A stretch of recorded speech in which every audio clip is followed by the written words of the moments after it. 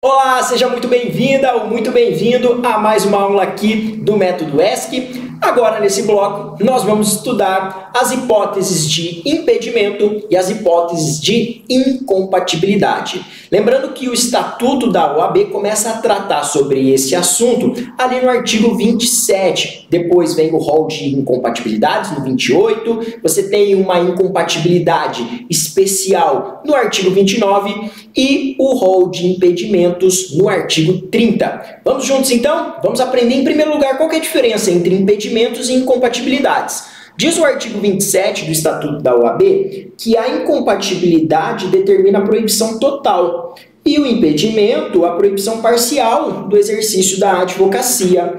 E aí, para você memorizar já o que é impedimento e incompatibilidade, eu tenho um macete muito bom para te dar, porque seu examinador ele pode querer te sacanear na hora da prova. Afinal de contas, impedimento gera proibição total ou parcial? E aí, incompatibilidade, proibição total ou parcial? Lembra do seguinte, olha aqui, ó. Na hora que você olhar para o termo incompatibilidade, você já vai saltar aos seus olhos esse P e esse T. E aí você vai lembrar logo de cara que o P significa proibição. Proibição. E que o T significa total. Entendeu? Então, que essas hipóteses aqui de incompatibilidades geram, então, proibição total para o exercício da advocacia. Enquanto que o impedimento gera a proibição parcial. A proibição parcial. Tudo bem? Lembre então desse parte aqui do PT, que faz parte da palavra incompatibilidade, para relacionar com a proibição total. Com essa dica aí, você já não confunde na hora da prova um termo com o outro. Agora, eu quero relembrar com você um assunto que a gente já estudou aqui no curso. Lembra das hipóteses de licenciamento e das hipóteses de cancelamento? Então, quando você já é advogado e passa a exercer em caráter temporário uma atividade incompatível, o que você tem que requerer? O licenciamento ou o cancelamento? Se é temporário, licenciamento. Agora, se você passa a exercer uma atividade incompatível que tem um cunho permanente, definitivo, aí você deve requerer o cancelamento. Então, vamos anotar no material para a gente não esquecer desse detalhe que é bem importante. Se eu estiver trabalhando, então, com uma atividade incompatível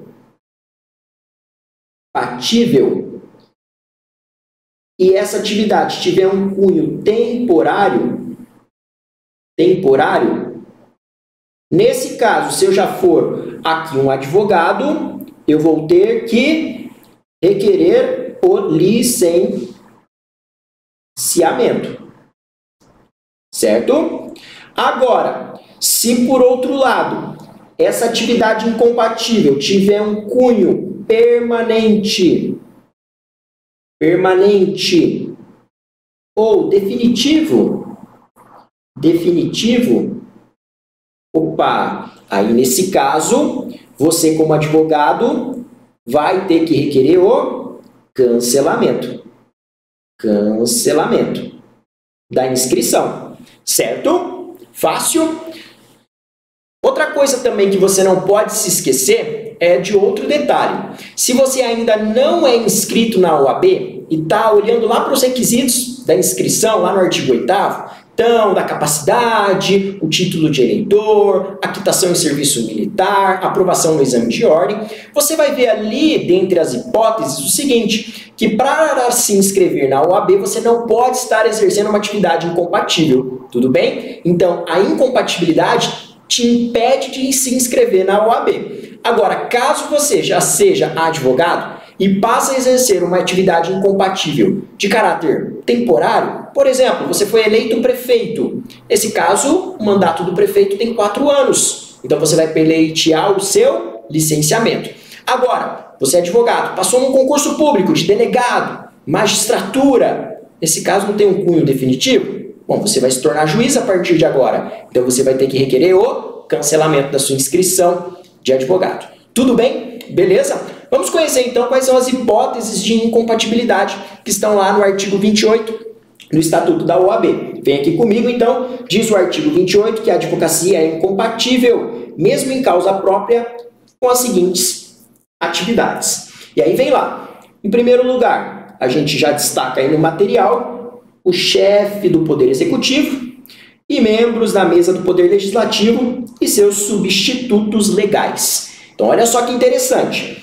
Aqui, você vai ter que prestar muita atenção em alguns detalhes. Primeiro, o examinador ele não vai colocar lá na prova que fulano é chefe do Poder Executivo. Não, ele vai colocar o cargo que fulano ocupa. Aí a gente vai fazer o seguinte, nós vamos pegar e vamos trazer os vários exemplos que o examinador pode trabalhar. Quem são os chefes do Poder Executivo? E aí que a profissão gera incompatibilidade. Vamos anotar no seu material. Lembra lá? Quem é chefe do Poder Executivo? Coloca aí no caderno. Presidente da República,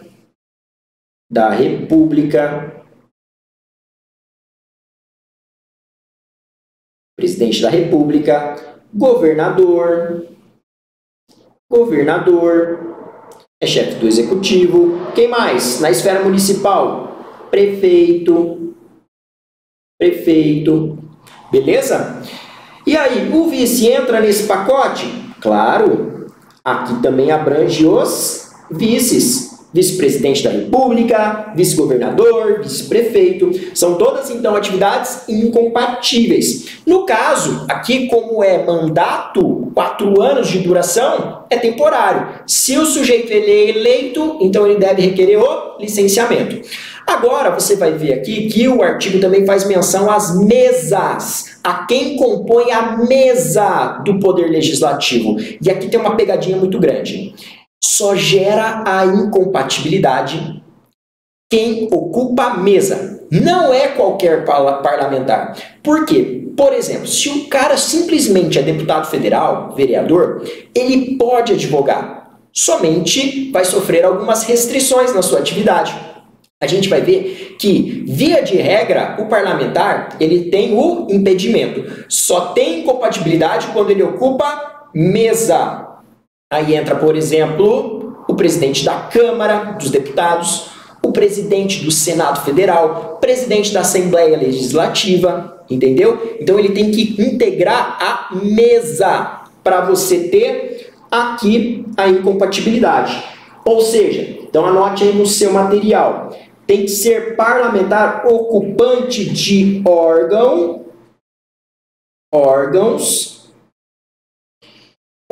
diretores das casas legislativas.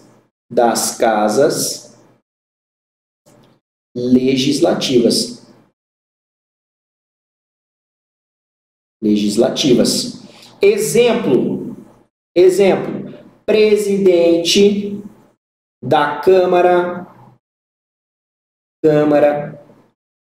presidente do Senado, presidente da Assembleia Legislativa, entendeu? E assim por diante.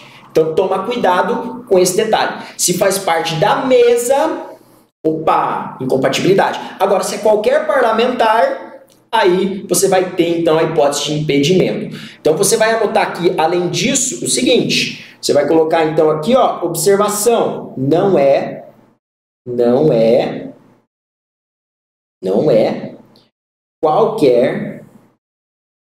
qualquer parlamentar.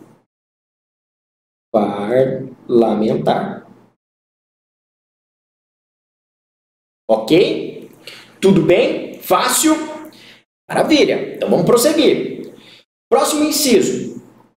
Membros de órgãos do Poder Judiciário, do Ministério Público, dos tribunais e conselhos de contas, dos juizados especiais, da Justiça de Paz, juízes classistas, bem como todos os que exerçam função de julgamento em órgãos de deliberação coletiva, da administração pública direta e indireta. Várias observações aqui. Bom, quem é membro do Poder Judiciário? Aqui entra quem? Juiz, juiz de direito, juiz federal. Você tem também os desembargadores,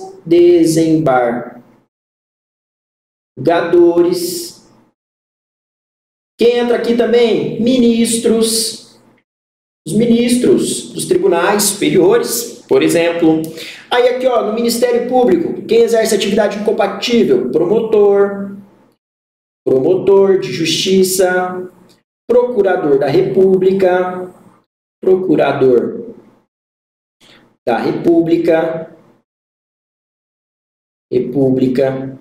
na esfera, por exemplo, do MPF, né? Aí tem lá quem faz parte ali dos tribunais e conselhos de contas, juizados especiais. Opa, aqui tem uma observação, hein?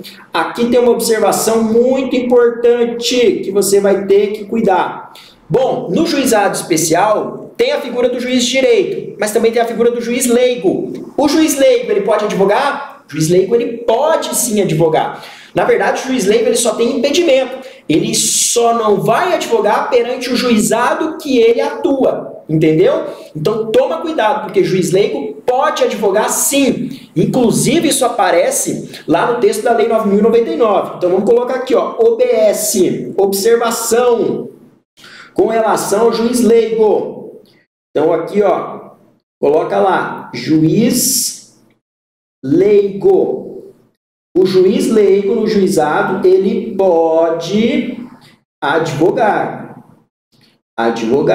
Ele pode sim. Na maioria das vezes, o juiz leigo, ele é advogado, né? Se você conhece algum juiz leigo, você sabe que ele advoga. Ele só não advoga no juizado em que ele atua. E aí, nesse sentido, você tem o quê? O artigo 7º,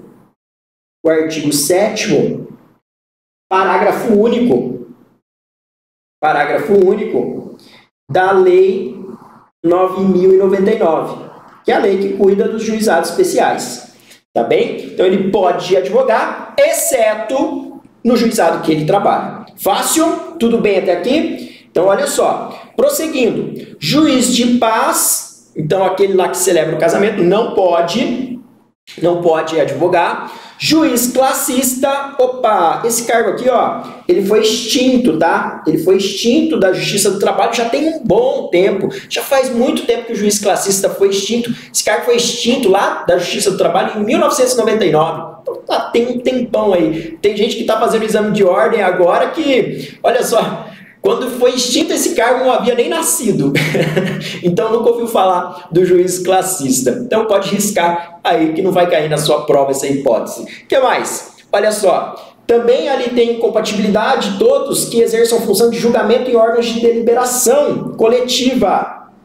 Então julgamento ali, por exemplo, de recurso administrativo, multa de trânsito, entendeu? E para fechar esse inciso aqui, tem uma observação bem importante, que é a observação dessa ADI julgada pelo Supremo Tribunal Federal. O STF, no julgamento dessa ADI aqui, ele trouxe para nós uma questão bem importante que pode ser explorada no exame de ordem. O STF, no julgamento dessa ADI aqui, ó, 11.27, dígito 8, ele reconheceu que juízes eleitorais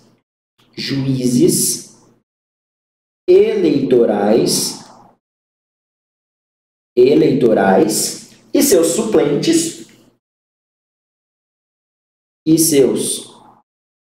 suplentes os juízes eleitorais aqui, eles podem advogar. Podem advogar. Ô professor, como assim o juiz eleitoral pode advogar? Calma. Geralmente o cargo de juiz eleitoral, ele é exercido por um magistrado de carreira. Aí você sabe, magistrado de carreira, passou no concurso público, não pode advogar. Correto. No entanto, quando você olha para a estrutura do TRE, do TSE, você vai perceber o seguinte, que dentro dos cargos do desembargador eleitoral, ou ali dentro da estrutura do TSE, onde você tem os ministros, alguns deles são advogados. E aí o STF estava se referindo a eles. Então, advogado que é desembargador eleitoral, advogado que é ministro ali do TSE, entendeu? E aí eles podem sim advogar, não sofrem aqui a hipótese da incompatibilidade, ok? Então você vai se lembrar que esses juízes eleitorais, então, que forem advogados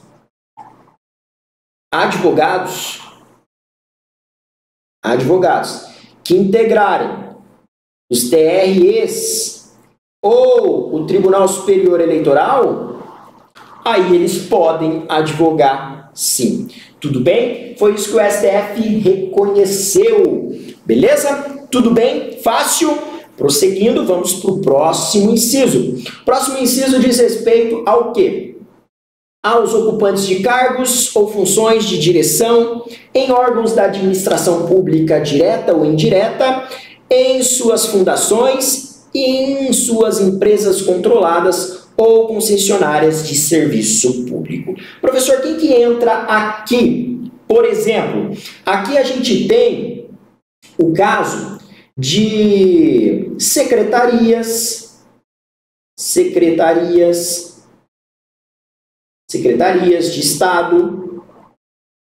de Estado. Aqui você tem o caso, por exemplo, de ministros de Estado.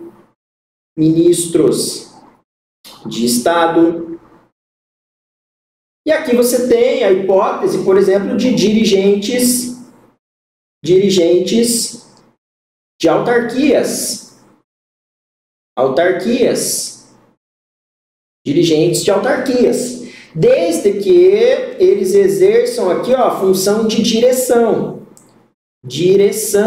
comando, tá bem? Beleza? No entanto, esse inciso aqui, ele possui exceção. Então, aqui, ó, como exceção, a gente vai ter que dar uma olhada lá na regra do parágrafo 2º do artigo 28. Lá vai falar para nós que daí não entra nessa hipótese de incompatibilidade quem não tiver poder de decisão relevante. Então, se não tem poder de decisão relevante, entra aqui como exceção. Então, vamos anotar aí no material. Não tiver poder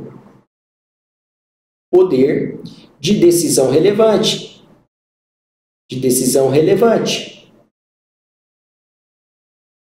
Aí entra como exceção. Aí não sofre a incompatibilidade. Outra coisa, coordenador acadêmico também não vai sofrer quando for da faculdade de Direito. Então, quando for ali do magistério jurídico, tá bem? Coordenador acadêmico do curso de Direito também não vai entrar na hipótese aqui de incompatibilidade, beleza? Já eu mostro para você a redação ali do parágrafo 2º, no final, quando a gente terminar a análise ali do artigo 28. Adiante, você vai ver aqui o inciso 4º, que vai falar sobre o quê? Ocupantes de cargos ou funções vinculadas, direto ou indiretamente, a qualquer órgão do Poder Judiciário e os que exerçam serviços notariais e de registro. Quem que entra aqui? Quem que tem aqui de exemplo? O que a gente consegue encontrar aqui, ó? Olha só, analista judiciário. Você tem aqui o cargo de técnico judiciário, entendeu? Assessor de juiz, assessor de magistrado, tá bem? Então você tem essas hipóteses aqui que vão sofrer a incompatibilidade, que são cargos e funções que estão direto ou indiretamente relacionados ao Poder Judiciário.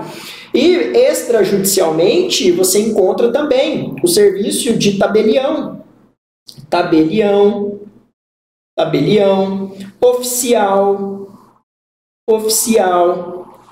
oficial lá do registro de imóveis, entendeu? E todos os serventuários Compreendido? Então, esses são os exemplos aqui que se enquadram perfeitamente à hipótese do inciso 4º.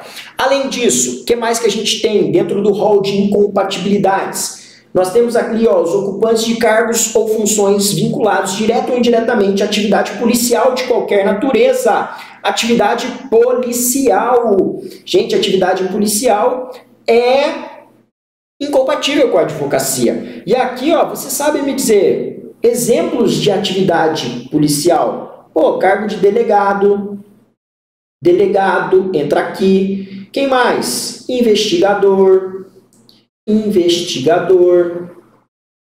Investigador. Os policiais em geral, né? Policiais. Aí você pode pensar, bom, a gente tem a Polícia Militar, Polícia Federal, Polícia Rodoviária Federal, até o DPEM entra aqui. É o Departamento Penitenciário Nacional, os agentes de execução penal, entendeu? Então, todo mundo que tenha algum vínculo com a atividade policial não pode exercer a profissão de advogado. Compreendido? Beleza? Fácil, simples. Vamos lá, adiante. O que mais que a gente tem aqui para examinar? Olha só. Os militares de qualquer natureza na ativa. Quem que entra aqui, pessoal? O pessoal que integra as Forças Armadas. Aí você tem aqui, Forças Armadas. Quem são as Forças Armadas? Exército.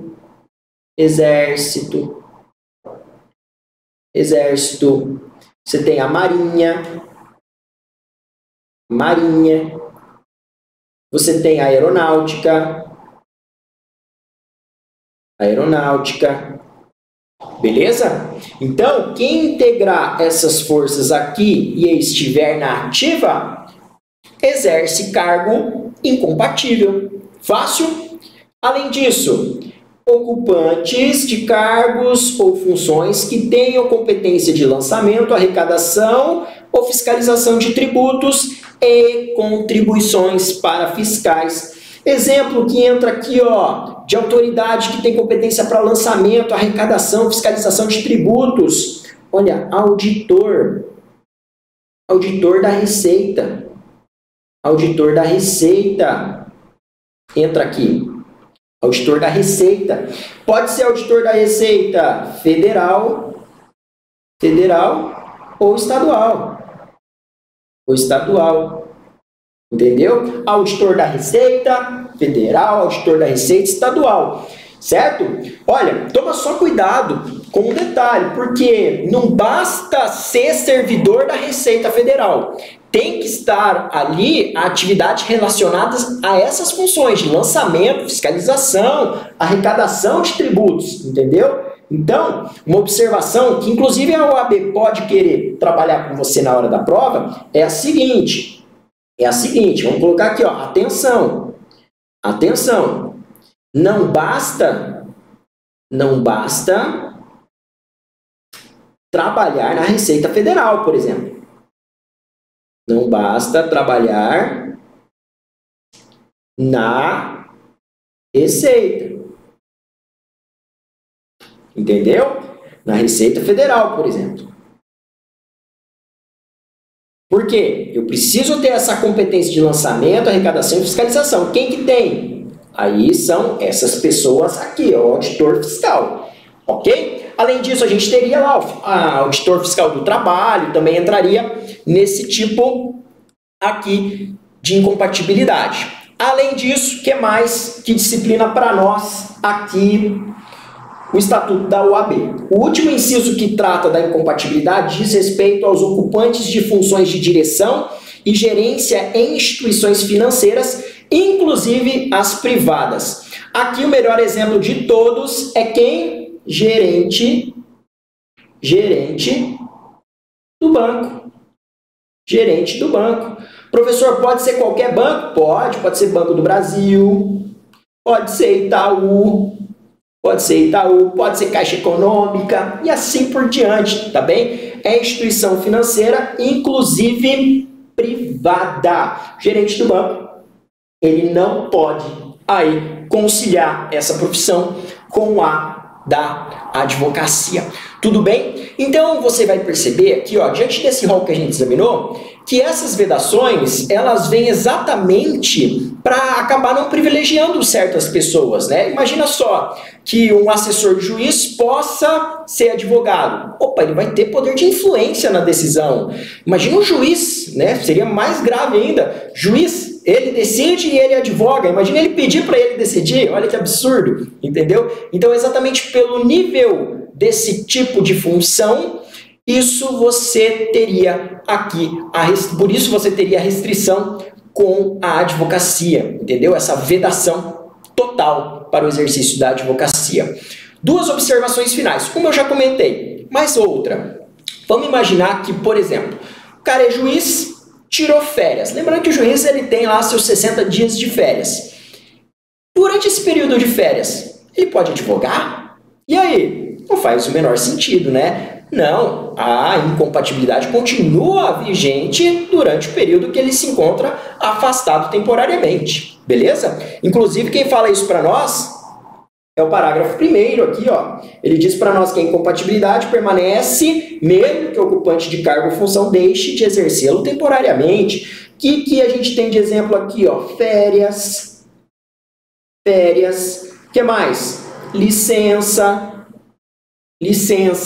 Então, são exemplos de hipóteses de afastamento temporário. Isso não faz com que ele possa exercer a profissão de advogado durante esses dias. Concorda comigo? Fácil, né? E o parágrafo 2º conta com uma exceção que a gente já visualizou quando examinamos lá o inciso 3º. Diz para nós aqui que não se incluem na hipótese do inciso 3º os que não detêm o poder de decisão relevante sobre interesses de terceiro, o juízo, ou melhor, a juízo do conselho competente da OAB, bem como da administração acadêmica diretamente relacionada ao magistério jurídico. Tudo bem? A hipótese, então, que a gente anotou aqui quando examinamos o inciso 3º. Aqui a gente viu, então, essa observação do parágrafo 2º. Fácil? Tudo bem até aqui? Com isso, então, a gente fecha a hipótese de incompatibilidade e agora eu te apresento no artigo 29 o impedimento especial ou sui generis. Então, vamos anotar. O artigo 29, ele trata de um impedimento que a gente pode chamar de especial ou sui generis. Vem aqui comigo, então. Vamos anotar essa observação no seu caderno. Impedimento especial, ou também conhecido sui generis.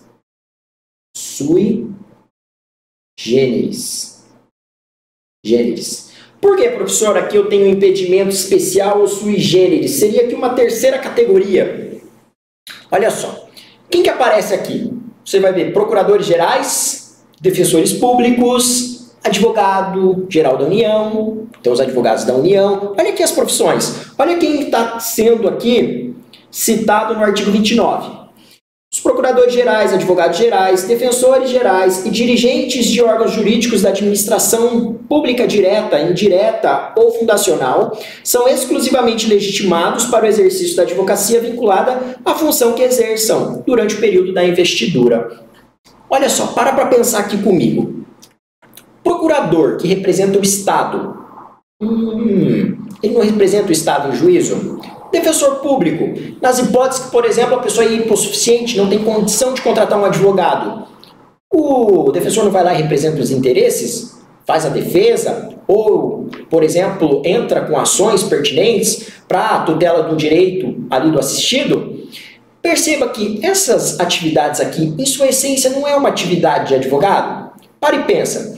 Se a pessoa não tem condições de contratar um advogado para fazer sua defesa num processo criminal, e aí entra em jogo o defensor público. O defensor público não vai apresentar resposta escrita à acusação? Não vai apresentar lá as alegações finais sobre a forma de memoriais? Não vai fazer o recurso de apelação, eventualmente? Então, perceba que a atividade do defensor é uma atividade típica de advogado.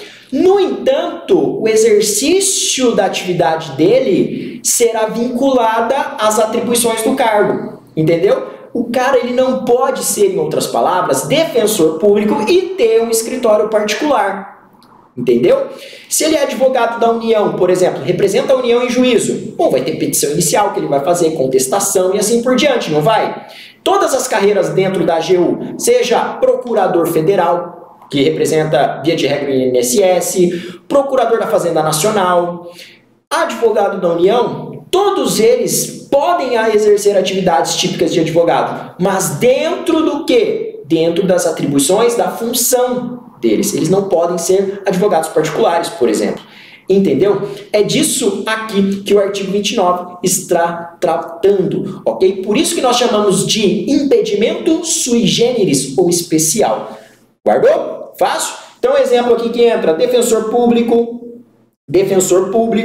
pode ser defensor público do Estado, defensor público da União, advogado da União, procurador da Fazenda Nacional, procuradores dos estados e assim por diante. Tudo bem? Fácil? O que mais? Artigo 30. No artigo 30 você encontra comigo daí efetivamente o rol de impedimentos. E aí diz para nós o estatuto, são impedidos de exercer. E aí nós temos aqui, ó, é mais fácil de memorizar, duas hipóteses, duas situações. Inciso primeiro, olha o que ele diz para nós. Os servidores da administração direta, indireta e fundacional contra a fazenda pública que os remunere ou a qual seja vinculada a entidade empregadora. Professor, me dá alguns exemplos aí? Claro que eu dou. Olha só, imagina que o sujeito ele é funcionário da Prefeitura do Rio de Janeiro. Exemplo, funcionário da Prefeitura. Funcionário da Prefeitura. Pode ser do Rio de Janeiro, pode ser da sua cidade. Nesse caso aí, ó, perceba, ele vai poder advogar, só não podendo advogar contra a fazenda que o remunera, ou seja, a Prefeitura, certo? Então, se ele é servidor da Prefeitura, ali do Rio de Janeiro, ele não pode advogar nem contra nem a favor da Prefeitura do Rio de Janeiro. Outro exemplo de cargo muito bom que entra aqui são os agentes ali que fazem parte do INSS. Nesse caso, olha só, agente administrativo do INSS. Vamos colocar aí, ó, agente administrativo do INSS. Agente administrativo do INSS pode advogar, pode ter seu escritório, no entanto, claro, ele não vai poder advogar daí contra o INSS, nem a favor do INSS, certo? Ou seja, não vai poder advogar contra o INSS, nem contra a fazenda que remunera ele, União, entendeu? Fácil, por isso impedimento. Você só tem aqui, ó, restrição para o exercício da advocacia. Fácil? E aí, a gente tem aí um parágrafo único que cuida exatamente desse inciso aqui, e eu já antecipo para você a análise dele. Olha o que fala o parágrafo único do artigo 30. Olha que observação bem interessante. Diz que não se incluem nas hipóteses aí desse inciso primeiro os docentes dos cursos jurídicos. Olha que coisa interessante. O professor do curso de Direito, ele não está abarcado por essa hipótese de impedimento. Significa dizer, se um sujeito, por exemplo, ele é professor da USP, a USP é uma autarquia estadual, professor da Universidade Federal do Paraná, que é uma autarquia federal, ou ele pode continuar exercendo a profissão dele. Professor, ainda contra a USP, ainda contra a Federal do Paraná, não tem impedimento, porque ele não entra aí nessa hipótese. É o que prevalece, é o entendimento que prevalece. Então, o professor do curso de Direito, mesmo vinculado a uma instituição pública, estadual ou federal, uma autarquia, então, nesse caso, ele não sofre esse impedimento aqui. Ele pode continuar advogando com liberdade. Inclusive, eu já vi nos livros algumas observações nesse sentido, falando, ó, o juiz, ele pode conciliar a atividade dele de juiz com a de magistério, promotor também. E isso não altera nada a função dele. Da mesma forma, o advogado não vai sofrer restrição na sua atuação só porque ele exerce a profissão de magistério aí no curso de Direito. Entendeu? Beleza? Fácil? Então você tem essa observação aqui com relação ao professor do curso de Direito. Eu coloquei aí, por exemplo, para você a hipótese do cara ser professor aí da USP, Ah, mas vamos imaginar a Universidade Federal do Paraná. Se a sua universidade for pública, entra aqui como exemplo, né? Aqui na nossa região tem o UniOeste, o UEM e assim por diante. Fácil? Tudo bem? E a última hipótese que a gente tem de impedimento é a do inciso 2º, que inclusive eu já fiz observações a respeito dela. Você tem aqui os membros do Poder Legislativo em seus diversos níveis, contra ou a favor das pessoas jurídicas de direito público, empresas, sociedades de economia mista, fundações públicas, entidades paraestatais ou empresas concessionárias ou permissionárias de serviços públicos. Nesse caso aqui, ó, toma cuidado, tá? Porque se o sujeito é deputado federal, ele tem impedimento. Se ele é senador, ele tem impedimento. Se ele é deputado estadual, ele tem impedimento. Se ele é vereador, ele tem impedimento. Agora, se ele faz parte da mesa, do órgão diretório, aí isso aqui gera incompatibilidade.